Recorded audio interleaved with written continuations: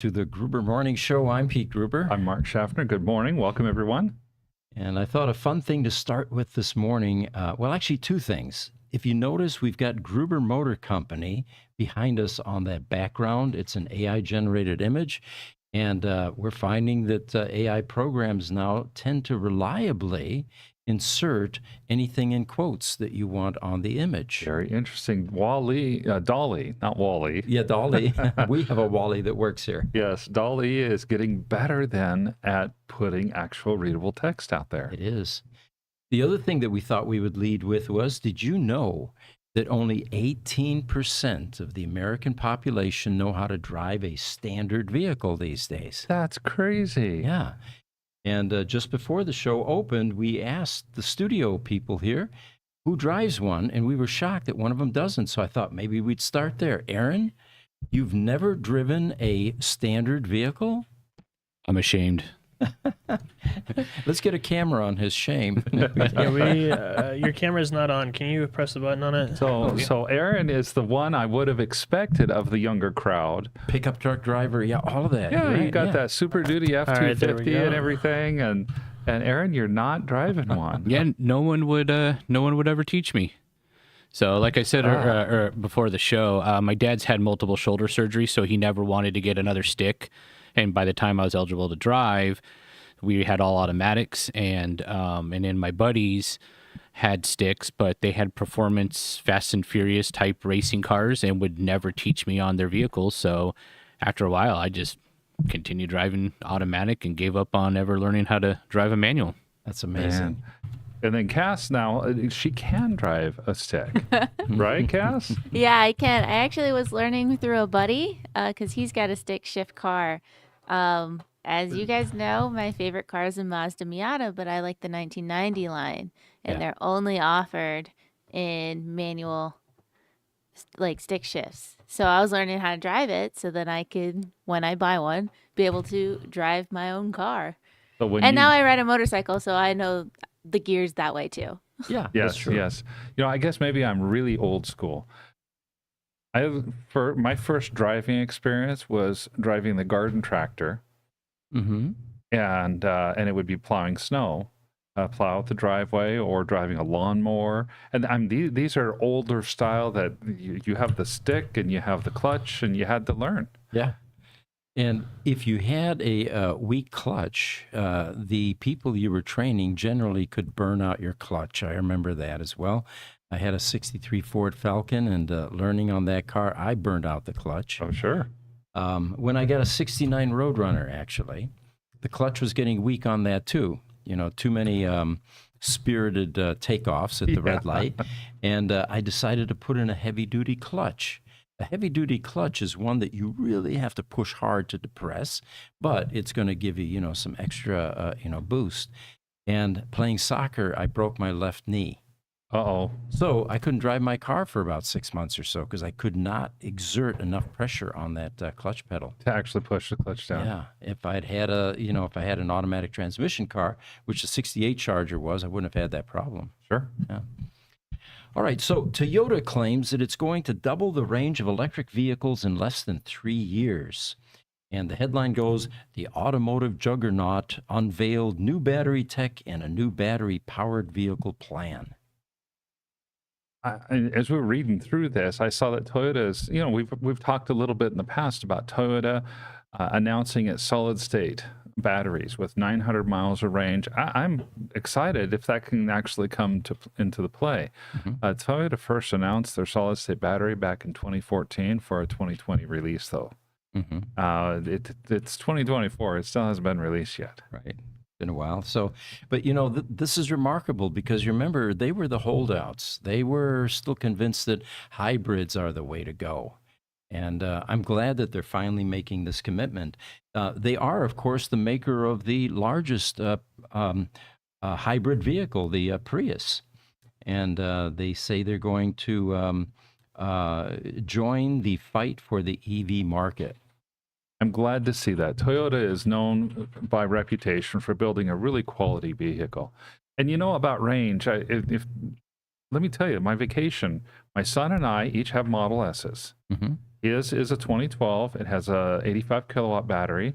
I have a slightly newer 2017 with a 100 kilowatt battery. His range 230 miles, my range 310. It was amazing how much difference that range makes.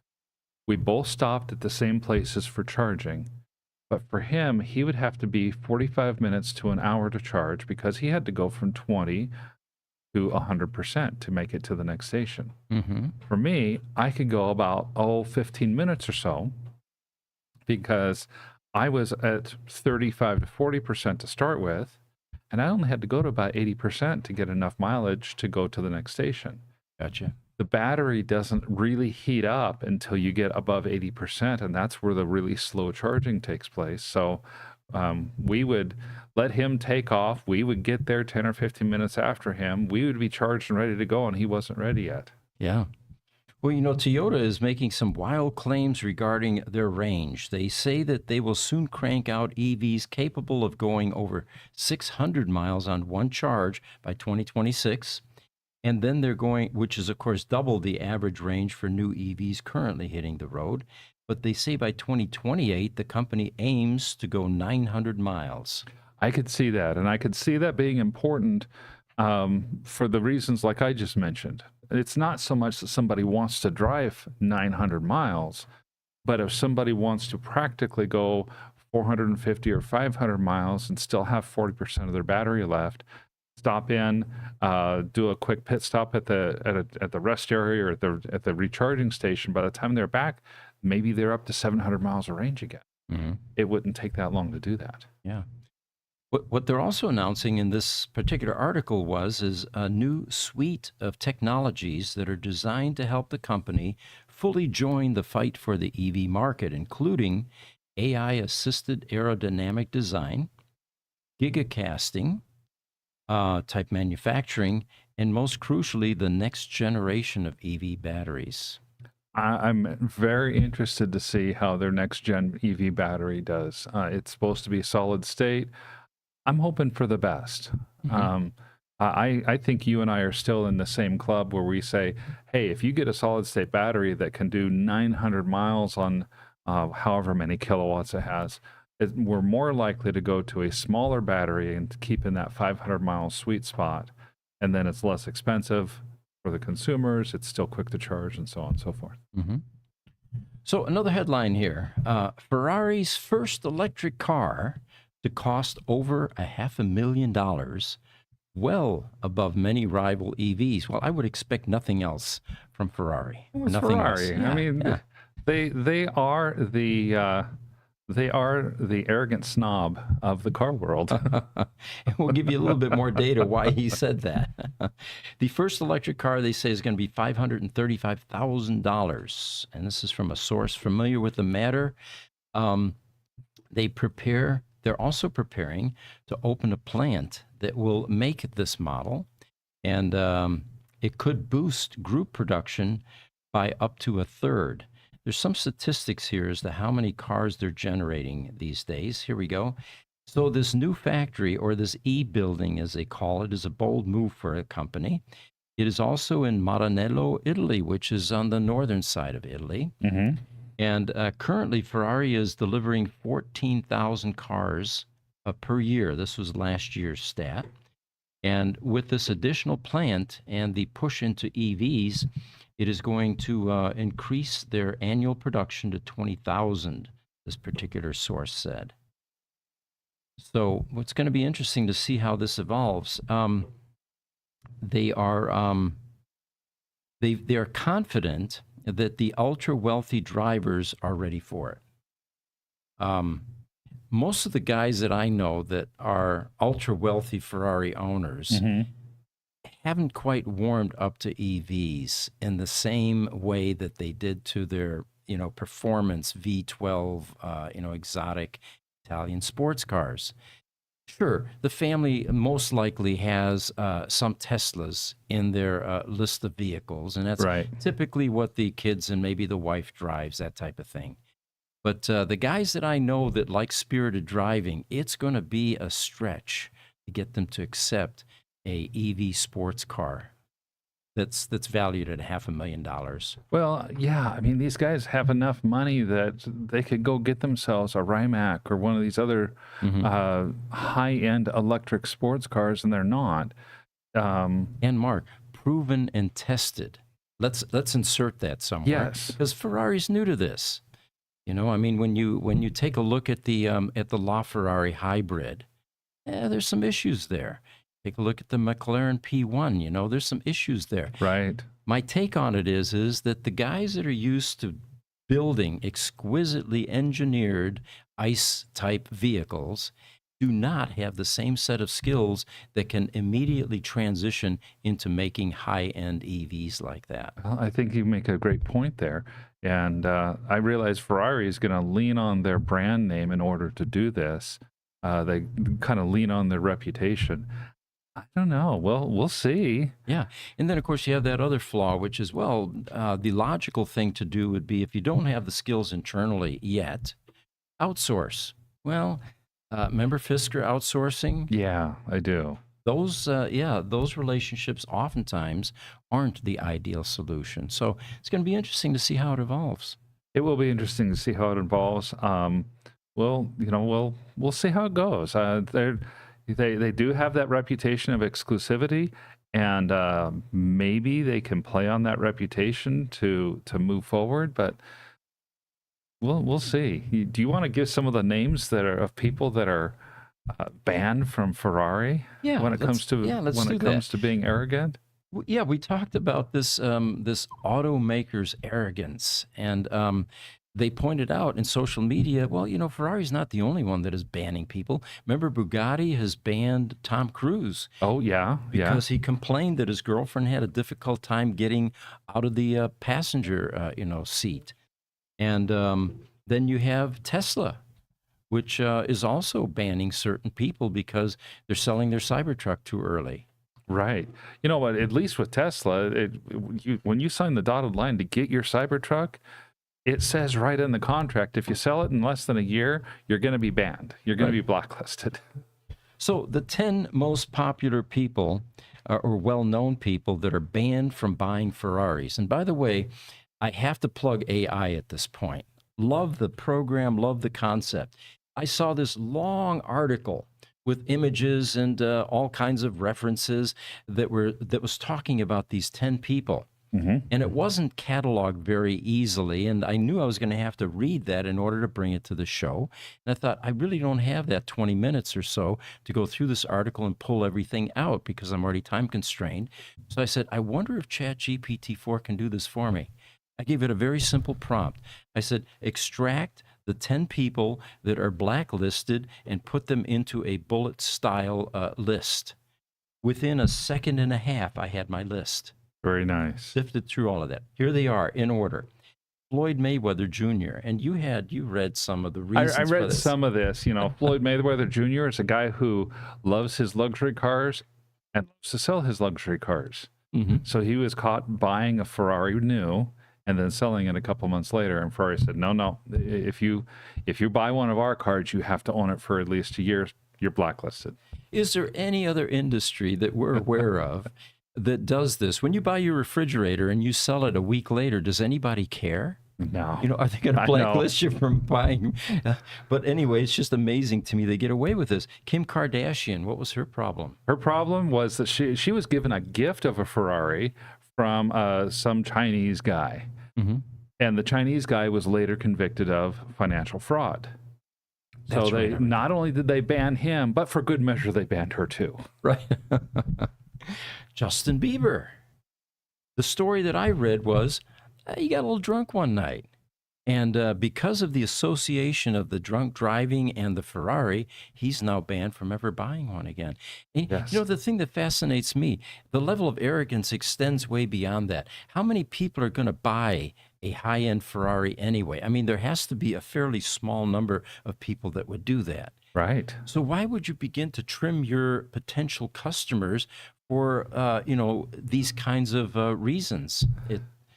I personally, my unqualified opinion, they're playing on the arrogance of the people in that community. If Justin Bieber can't buy one, but mm-hmm. Britney Spears can, then Britney Spears might go and buy one just to spite Justin Bieber. Good point. All right, Nicolas Cage, all right, well-known actor, right? Well, he was making lots of money at one point in his life, and he had a number of Ferraris apparently, or Yes. exotic cars. And then he hit on some hard times. They don't go into detail why, but all right, he hit on hard times. Well, because he became destitute, they then figured that was the wrong image for a Ferrari. So he's now blacklisted, even though he's back on top of his game. Yeah, back on top of his game, but apparently one or more of his Ferraris ended up getting sold at auction to help satisfy some of his debts, and that was it. They're like, no, we're not going to associate with you anymore. Well, we got some other ones. 50 Cent, for example. Yeah, and I don't remember the stories behind all these, but you've got 50 Cent, you've got Tyga, who's another rapper. They either do things to the cars, like customizations to the cars that Ferrari didn't like, or they have reputation problems similar to what Justin Bieber has. Or it seems like in some cases it's Ferrari's like, we really don't like who you are, so we're gonna blacklist you. It'd be interesting too is when you go to a Ferrari dealership and you buy a Ferrari, which actually I did in 1987, I think it was. None of this stuff existed. I mean, if I wanted to paint my Ferrari, some other color, no one was going to complain about that back then. But it just seems to me that there's something wrong with this because you have given them $500,000 or whatever you've paid for the car. Is there a contract that you end up signing that you're going to use it in a particular way? No. Or is this after the fact, that they come down on you like a ton of bricks? Like Black China, okay? She's an Instagram influencer. Yeah. She bought 2 Ferraris, and she dressed herself to color coordinate with the 2 Ferraris that she bought and took pictures and posted them on Instagram. Ferrari didn't like the look, so they went to her and said, no, you're never going to buy a Ferrari again. We blacklisted you. So maybe had it been a different color or a different style, they would have agreed. I don't know. Preston Hen, I think, was the one that took his Ferrari and gave it kind of a video game style wrap, and then put a custom plate on it that said Ferrari. Okay. On the license plate. Right. He didn't rebadge it or anything, didn't customize it that way. But they gave him a cease and desist order, made him take off the custom wrap, change out the license plate. Oh, and they blacklisted him. Amazing. All right.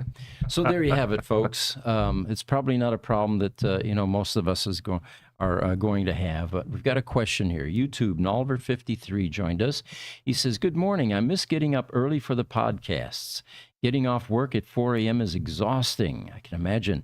Everyone at Gruber Motors, have a blessed day. Well, thank you for joining us. Thanks for joining us. Glad to see you back, Nolver. Yeah.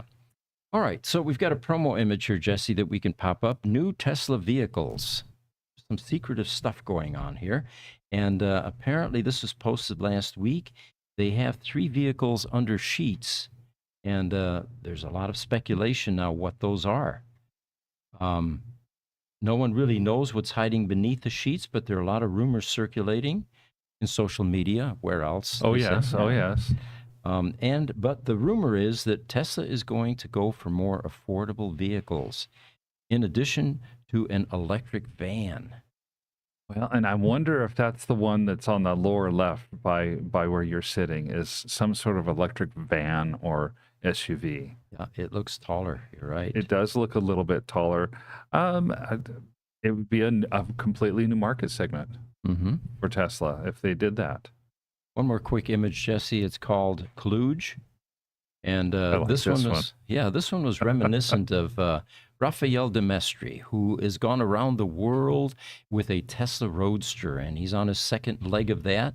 And he said that he was able to find electricity in the most remote places. What he would do is he was driving along, he would look for high-tension power lines, and he knew wherever that thing terminated, there was electricity there for him to use to recharge his car. So when I saw this, I thought, I'll bet he's done stuff like this. What we have here is some wooden sticks and a cutoff end, most likely either intentional or maybe somebody ran over the charge cable with a lawnmower. But if you're able to strip back to the conductors and jam that into the socket, wood is non-conductive. This actually works. That's the irony of this. That is the irony of it. And in fact, the comment on the picture does say, when you mow over your cord end, but you still have to charge your car. Right. So it did. It got caught in a lawnmower. It seems ironic, but you're right. It works. We're not recommending this method. No, it is not a recommendation on not our at all. part, but we. Yeah. So another picture here, Jesse. Tesla cars registered, and this just hit the newswire this morning. Apparently, Sawyer Merritt gets a lot of this information, and he was on Twitter this morning. And the news here is 17,500 Teslas were insured. He meant registered, I believe, in China last week. It's the best week of 2024 It's the best week they've had in China ever. ever. Yeah. Okay. Yeah, Okay. they're increasing significantly. You know, I heard not long ago that China, Tesla's done remarkably well in China this year, and in fact was either on the verge or had retaken over the EV sales and production lead from BYD. This would seem to support that fact. Yeah. And what's amazing is the rest of the world, Tesla and the others seem to be losing market share to the Chinese onslaught. Australia's complaining bitterly. They're all talking about tariffs. Yeah. The Germans are concerned because the German auto industry could be decimated by cheap Chinese imports flooding the market, supported by the communist regime, And yet with all that, while you were gone, Victor and I went through a list of like 14 manufacturers of EVs. Right. And most of those manufacturers, there were only a couple of notable exceptions. Tesla was one of them. Have seen double and sometimes triple digit growth this year. Really? The market, they say the market's slowing down, but the growth numbers don't really signify Support that. Yeah. The one that I thought was most significant or most startling was Audi. Sales is down 16% this year in Audi, but EV sales is up almost 25%. Interesting. And so it's their ICE engine vehicle sales that are way down this year. Their EV division's actually carrying the company. Sure. Well, we just got back from Europe, 2-3 weeks ago or so. And I was amazed at the number of electric vehicles there. Germany and Austria primarily. Interesting. Wow. What was also funny was the majority of the Teslas were white, and that was probably because Grünheit, or the Giga Berlin, wasn't able to paint colors for a while due to some regulatory restriction. And so the majority of the Teslas were white. But what was amazing was they were omnipresent. You saw plenty of them out on the roads. That's it. It's what a change, and how quickly that change has taken place over in Europe. Now, what we don't know from that picture that we had up here a minute ago is these were all in a gigantic parking lot. It looked like literally acres and acres of cars. Are these destined to be shipped into other countries, or are these going to be consumed in China? I guess that depends on whether or not it's, is it truly registrations and possibly insurance in China? I don't know. Yeah. That one I don't know. So that's breaking news this morning, folks. This will, I'm sure, evolve into more information being made available. Another breaking news item this morning was, again, Sawyer Merritt. He's on top of this stuff on Twitter. Oh, X. It's not On called X, Twitter anymore. yes. Says Tesla has issued a voluntary recall for the 2024 Cybertruck vehicles manufactured from November 13th through June of 2024 to replace the windshield wiper motor with a wiper motor that has a properly functioning gate driver component. My understanding is that the motor is underpowered, or the gate for it is underpowered. And when it's running in rain and wind and stuff, that the motor is it's burning up. Okay. So Tesla says they haven't had any accidents, they haven't had any incidents, but since this is a now unknown issue, they're going to go ahead and bring the Cybertrucks in, get it fixed with a heavier duty motor and an assembly. But my thought is, dude, this is what wind tunnel testing is all about. Did they not wind tunnel test this 4-foot long sail that's sitting on your windshield? Yeah, you have to wonder, or was the overwhelming hurry to get the product to market, where some corners cut? Yeah, that's what I'm thinking too. We also heard something about Fisker just this last week. Last week, you remember, we were talking about they're in bankruptcy, and we were speculating whether it would stay Chapter 11 or convert over to a liquidation. On Friday, Fisker's attorneys were telling the bankruptcy court that they had a company in New York that wanted to buy all of the unsold Fisker vehicles. That company leases vehicles to Uber and Lyft drivers.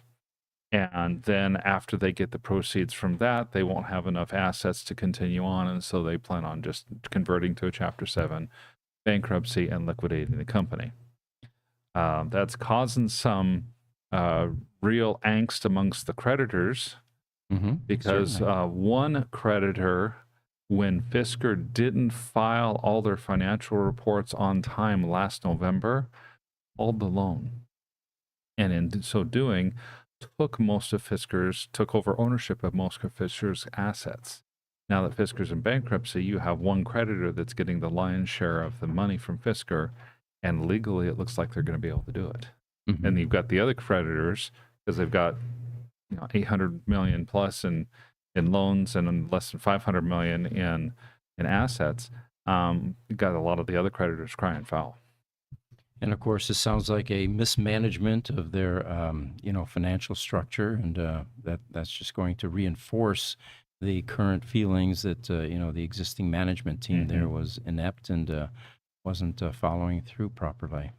I really feel for those Fisker owners, though. Yeah, because as of right now, they've got unsellable vehicles pretty much. Yeah. These vehicles have problems. There's nobody out there to fix them unless they can find some sort of third-party service somewhere. And eventually, if these vehicles enter some sort of like a brick condition or some other condition that renders the vehicle undrivable, they'll have a 3-ton paperweight. Hey, Mark. Yes. What's the difference between Chapter 7 and Chapter 11? Good question. Chapter 11 bankruptcy, these refer to different sections of the U.S. Bankruptcy Code. Chapter 11 of the Bankruptcy Code outlines the steps that a company needs to take to reorganize its assets and debts, working with creditors with the idea that they expect at some point in the future to come out of bankruptcy and continue as a going concern for a company. Chapter 7 of the Bankruptcy Code is simply a company going to the bankruptcy court and saying, hey, we don't have enough assets to take care of our debt, and we do not believe we're going to be able to continue as a business, so these are the rules that we're going to have to follow to liquidate the business and distribute money as whatever's left. So Chapter 7 is like a death sentence then. It's pretty much the company's done. Where Chapter 11, you have a chance to maybe work your way out of it. Exactly. You can reemerge with 11, but with 7, it's liquidation time. There were people on social media that were saying, oh my God, I can buy 10,000 shares of Fisker for $500. Why not? Well, the answer is when it goes Chapter 7, poof, you're delisted. That happened to me with GM years ago. I thought the same thing. I thought, oh, I can buy GM stock for a couple bucks a share, right? And if they reemerge, it's like gambling. Well, one day I wake up and I have no more GM stock. It was gone. It was gone. Yeah. Yeah. For GM, the old business entity, as part of their Chapter 11, the old business entity disappeared. They keep your money. They sell their stock for a new business entity. If you want to buy in, you're welcome to. They keep your money. I'm but glad they you keep offered your that. money. EV Smoke ATX is chiming in. He says, glad you followed us back on our EV racing page. Here we have big things to come and show in drag racing. Just waiting for the Roadster 2.0 to hit as well. Can you imagine a 2.0 Roadster with rocket thrusters at a drag race? Oh, that would be incredible. I think they would probably have to shut those things down at that point or alter how that's done. Well, which is going to win? A funny car or a 2.0 Roadster? Yeah, good point. So thank you for joining us, EV Smoke ATX. Yep. All right. It looks like we're coming to the end of our podcast here. Do we have any other news items? All right, we're pretty much wrapping up then. We really appreciate all of you joining us. In the notes, these are posted on YouTube, of course. If there's anything you'd like us to dive into, explore, re-explain, whatever it is, feel free to do so. And as always, smash that like button. It helps us continue to fund what we're doing here. Absolutely. Yeah. And we will see you guys in a half hour at the Roadster Roundtable podcast. Thank you for joining us.